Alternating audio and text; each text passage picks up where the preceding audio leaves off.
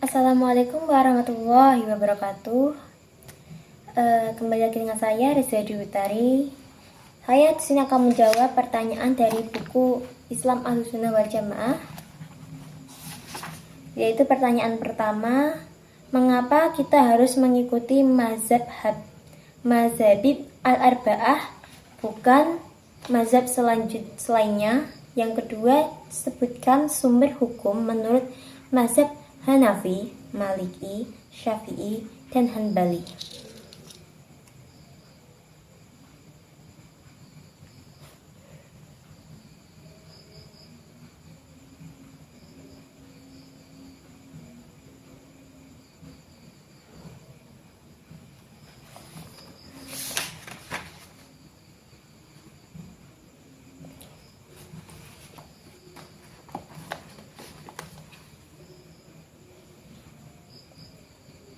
Di dalam mazhab al-Habib al-Arba'ah ada 4 mazhab, yaitu Hanafi, Maliki, Syafi'i, dan Hanbali.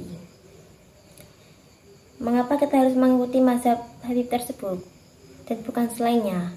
1. Karena keempat mazhab ini memiliki rantai ilmu yang jelas, sanad ilmu. Keempat imam mazhab ini hidup dalam masa generasi awal Islam, abad kedua Hijriah, dekat dengan masa sahabat dan tabi'in, dan mereka memiliki guru dan murid yang jelas dalam rantai transmisi ilmu agama. Sanad mazhab mereka dikodifikasi dan terjaga secara turun-temurun. Yang kedua, karena telah dibukukan dan ditelaah secara mendalam. Pendapat-pendapat mereka telah ditulis dalam kitab-kitab fikih, diuji dengan dalil dari Al-Quran dan hadis, diterapkan dalam berbagai konteks sosial dan budaya. Mazhab lain yang mungkin pernah ada seperti mazhab Al-Auza'i, Sufyan Ats-Tsauri, atau Ibnu Jarir At-Tabari tidak bertahan karena kurangnya dokumentasi atau murid yang melanjutkan secara sistematis. Yang ketiga, kesepakatan ulama. Para ulama Ahlussunnah wal Jamaah sepakat untuk merujuk pada 4 mazhab ini karena kejelasan metodologi istidbad secara menggali hukum, keteguhan mereka terhadap Al-Quran, Sunnah, Ijma', dan Qiyas, dan tidak keluar dari prinsip-prinsip dasar syariah. Yang keempat, pengikutnya luas dan global. 4 mazhab ini telah menjadi rujukan di berbagai belahan dunia Islam selama lebih dari 1000 tahun. Hanafi banyak di Asia Tengah, India, Turki. Maliki dominan di Afrika Utara dan sebagian Arab. Syafi'i banyak di Indonesia, Malaysia, dan Mesir. Hanbali kuat di daerah sebagian Arab Saudi dan negara Teluk. Yang kelima, mengikuti mazhab adalah cara aman untuk beragama.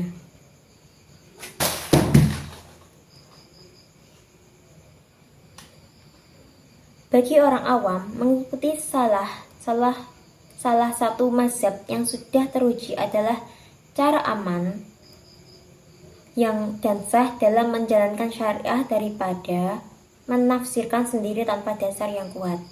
Kesimpulannya adalah kita mengikuti mazhab yang empat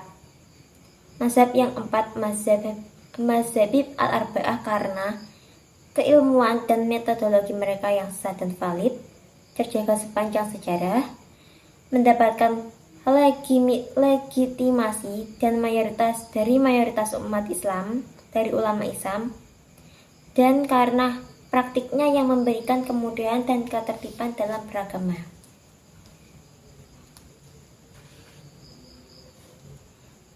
Pertanyaan yang ketiga, sebutkan sumber hukum menurut mazhab Hanafi, Maliki, Syafi'i, dan Hanbali. Sumber hukum Islam menurut 4 mazhab besar Hanbali, Maliki, Syafi'i, dan Hanafi.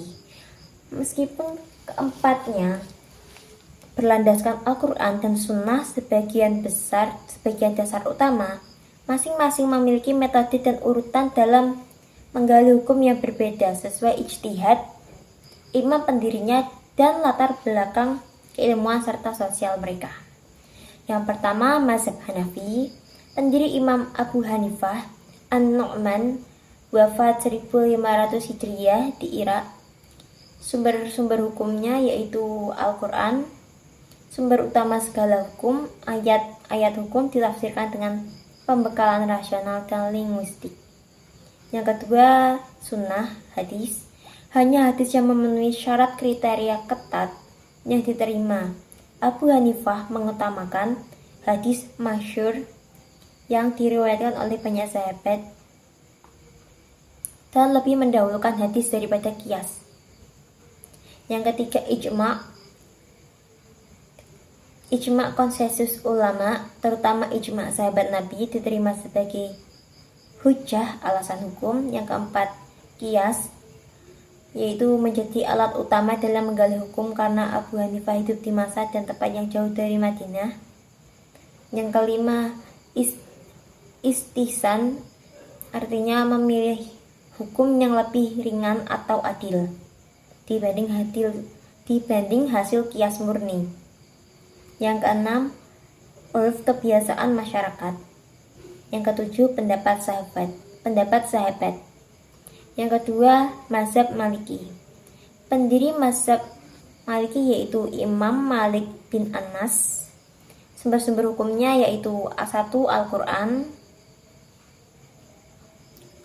Yang kedua, sunnah, hadis. Ia lebih percaya pada hadis yang diamankan oleh penduduk Madinah karena mereka dianggap pewaris langsung dari Nabi.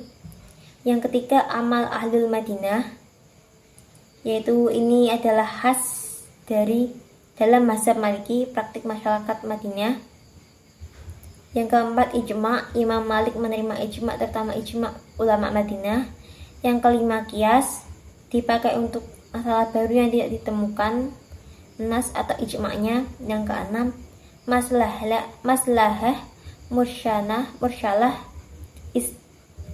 istislah, mengambil keputusan hukum berdasarkan kemaslahatan umum yang tidak bertentangan dengan nas. Yang ketujuh, sadu azjaroi, menutup jalan kepada kerusakan atau keharaman. Yang kedelapan, uruf, seperti mazhab Hanafi, uruf diambil dari landasan hukum jika bertentangan dengan Al-Quran dan hadis. Yang ketiga, mazhab Syafi'i. Pendirinya adalah Imam Muhammad bin Idris Asy-Syafi'i, wafat 204 Hijriah, lahir di Gaza dan wafat di Mesir. Sumber-sumber hukumnya yaitu 1 Al-Quran yang diletakkan sebagai sumber utama. Yang kedua yaitu sunnah. Imam Syafi'i sangat menekankan validitas sanad hadis. Yang ketiga, ijma'. Yang keempat, qiyas, diterima secara luas jika tidak ada nas.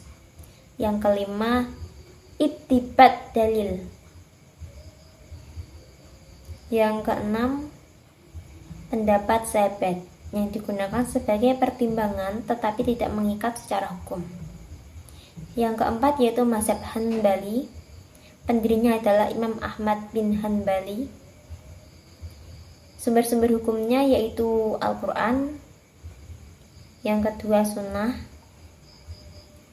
khususnya hadis yang diutamakan. Yang ketiga, fatwa sahabat. Yang keempat, qiyas, diterima tapi hanya jika tidak ada nas dan tidak ada pendapat sahabat. Yang kelima, istisbat, yaitu hukum asal sesuatu tetap berlaku sampai ada dalil yang mengubahnya. Misalnya seseorang dianggap suci sampai terbukti berhadas. Yang keenam, masalah mursalah. Yang ketujuh, sadu az-zaroi. Sekian saja. Wassalamualaikum warahmatullahi wabarakatuh.